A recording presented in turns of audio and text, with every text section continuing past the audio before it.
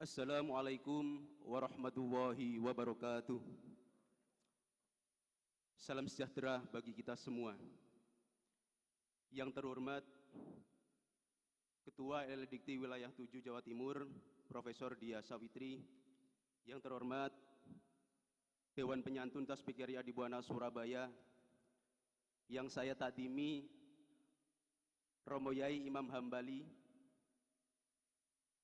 Yang kami hormati Rektor Tasbih Kiai Adibuana Surabaya dan jajarannya. Yang kami hormati Ketua dan anggota Senat Tasbih Kiai Adibuana Surabaya. Yang kami hormati Bapak Ibu dosen tenaga kependidikan Tasbih Kiai Adibuana Surabaya. Yang kami hormati Bapak Ibu orang tua wisudawan dan para tamu undangan. Dan yang saya cintai, para wisudawan periode Gasal tahun akademik 2024-2025. Semangat pagi. Semangat pagi. Apa tekad kita? Terima kasih. Sebagai insan yang senantiasa beriman dan bertakwa kepada Allah Subhanahu wa taala, Tuhan yang Maha Kuasa, sudah sepantasnya kita mengucapkan syukur alhamdulillah karena dengan perkenannya kita semua dapat hadir dalam keadaan sehat walafiat pada acara wisuda periode Gasal tahun akademik 2024-2025. Bencana menjadi urusan bersama, karena bencana terus memberikan dampak terhadap jatuhnya korban jiwa maupun kerugian material. Hal ini tertuang dalam terjemahan salah satu poin Astacita Presiden Prabowo Subianto dan Wakil Presiden Gibran Rakabuming Raka. Dalam menghadapi tantangan bencana, kecepatan dan ketepatan respons pemerintah menjadi faktor kunci yang menentukan sejauh mana dampak bencana dapat diminimalkan. Di bawah kepemimpinan Presiden Prabowo Subianto, penanganan bencana tidak lagi sekedar reaktif, tetapi menunjukkan sistem yang lebih terkoordinasi, cepat dan tegas, ujar Presiden Prabowo Subianto saat kejadian bencana banjir di kawasan Jabodetabek. Pengelolaan bencana menjadi tugas kita bersama, karena negara Indonesia memiliki 13 jenis ancaman bencana sesuai nomenklatur Badan Nasional Penanggulangan Bencana (BNPB). Sehingga wajar jika Indonesia disebut sebagai laboratorium bencana yang ada di dunia.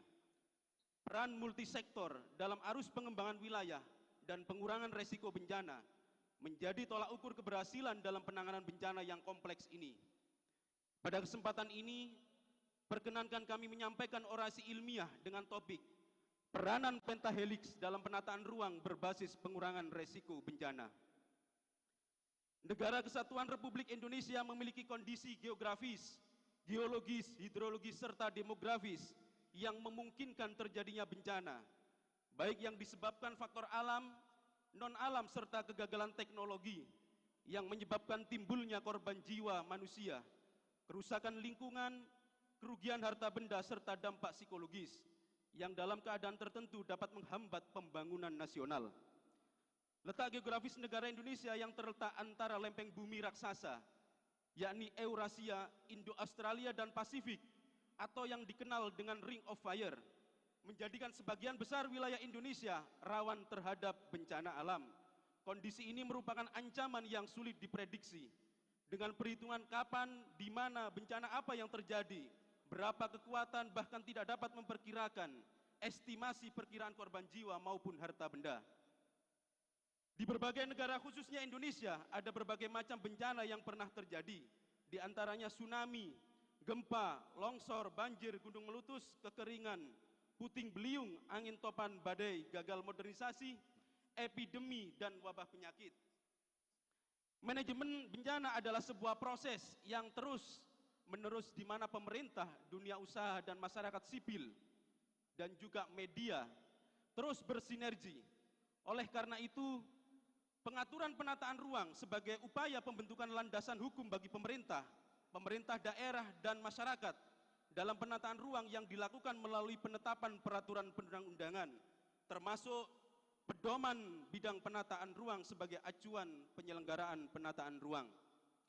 Hadirin yang berbahagia, Collaborative governance menurut Ansel dan Guest adalah serangkaian pengaturan di mana satu atau lebih lembaga publik yang melibatkan secara langsung stakeholder non-state di dalam proses pembuatan kebijakan yang bersifat formal, berorientasi konsensus dan deliberatif yang bertujuan untuk membuat atau mengimplementasikan kebijakan publik.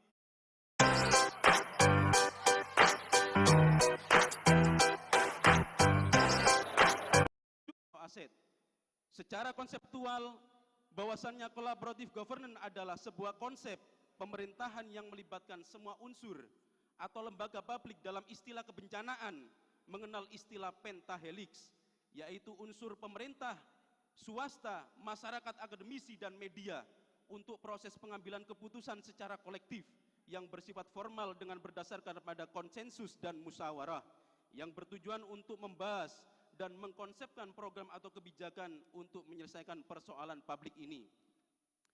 Tentunya Bapak Ibu sekalian dan para wisudawan yang kami banggakan, pada pemerintahan Prabowo Gibran hari ini ada beberapa poin astacita yang tentunya berkaitan dengan pengurangan resiko bencana, yakni pada poin astacita nomor 4 berkaitan dengan perkuatan SDM, sains dan teknologi. Poin yang ke-8 yakni perkuatan penyelarasan kehidupan yang harmonis dengan lingkungan, alam, dan budaya dalam istilah Bali atau Hindu mengenal Trihita Karana. Indonesia sebagai bangsa yang besar, kaya sumber daya manusia, melimpah sumber daya alam, bahkan dunia menyebut sebagai laboratorium bencana yang ada di dunia. Kenapa? Karena 13 jenis ancaman itu ada di Indonesia. Oleh karena itu, perlu penataan manajemen tata ruang yang berbasis pengurangan resiko bencana. Dalam slide selanjutnya, Bapak Ibu dan para wisudawan bisa melihat, itu adalah potret bagaimana bencana yang terjadi di Indonesia dalam 1 dekade terakhir ini. Poin yang pertama itu adalah amblesan tanah yang terjadi di kawasan Lumpur, Sidoarjo. Jadi kalau para wisudawan sekarang pergi ke Tanggulangin Timur, itu orangnya sopan-sopan, kulanun. Kenapa? Karena tanahnya ambles, land subsidence. Kusennya itu 1,4 meter dari hasil penelitian riset ST Jakarta kemarin. Oleh karena itu hal seperti ini perlu penataan ruang yang berbasis pengurangan resiko bencana. Belum lagi poin yang kedua, longsor pacet yang kemarin terjadi dan juga banjir Jabodetabek. Oleh karena itu, salah satu bentuk kepedulian, awareness dari Adibuana Surabaya, ini adalah potret bagaimana kontribusi Adibuana dalam pengurangan resiko bencana. Tim kami yang dibiayai oleh Badan Riset Inovasi Nasional kemarin memasang alat early warning system atau sistem peringatan dini untuk pengurangan resiko bencana longsor. Sehingga hari ini kalau teman-teman ke wisata Belik di Trawas, jangan lupa dipotret. Itu ada EWS berlogo Adibuana. Dan juga ada EWS namanya SOP1, Sistem Operasional Penakar Wajah Hujan, ilmu otak-atik Matuk. Selanjutnya, itu ada gambar juga Adibuana. Bapak Ibu tadi masuk pintu gerbang. Kayaknya jarang yang kemudian ada kampus di Surabaya yang hijau royo-royo, ada bunga, ada burung, dan insya Allah itu bagian dari awareness kita untuk menuju kampus hijau yang bebas polusi, sehingga kapan waktu kita menerima penghargaan dari MURI sebagai kampus yang peduli terhadap flora dan fauna. Tepuk tangan sekali lagi.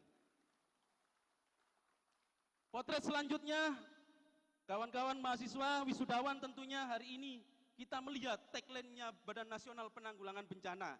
Kita jaga alam, alam jaga kita. Oleh karena itu, ini kita capturekan dari United States Geological Survey atau USGS, di mana kemudian potret Pulau Papua dan juga Flores, Nusa Tenggara Timur, ini cukup hijau sekali. Oleh karena itu, yang Flores cukup berdiri, coba berdiri. Yang dari Flores, harapannya setelah wisuda ini memberikan peran penting untuk kemudian membangun daerahnya masing-masing. Jangan kemudian kalau ada lahan sedikit sudah dikapling-kapling. Untuk selanjutnya, ini adalah bagian dari motivasi kita bersama. Menurut Pramudia Anantatur, orang boleh pandai setinggi langit, tapi selama ia tidak menulis, ia akan hilang dari masyarakat dan sejarah. Oleh karena itu, kawan-kawan wisudawan, kembangkan kreasi kita akademik kita dengan cara menulis dan literasi yang baik. Kawan-kawan mahasiswa patut berbangga, Adi Buana pada 20 Mei ini berulang tahun ke-54. Oleh karena itu, tanggal 20 Mei besok, silahkan sampaikan ke sanak saudara. Ini ada potongan pendaftaran 54.000, tepuk tangan. Dan insya Allah yang lahir pada tanggal 5 dan 4, setelah keluar dari ruangan ini, silahkan ke kantor humas, saya kasih goodie bag dan permen sugus. Terakhir saya tutup dengan makalah menurut Yai Imam Hambali, karena saya santrinya, al-uyun tansa mantaro, mata bisa lupa siapa yang kita lihat, walakin al-qalbu la tansa mantuhib, tapi hati tidak akan pernah lupa siapa yang kita cintai, yakni Adi Buana. Terima kasih. Wonokromo udan deres. Assalamualaikum warahmatullahi wabarakatuh.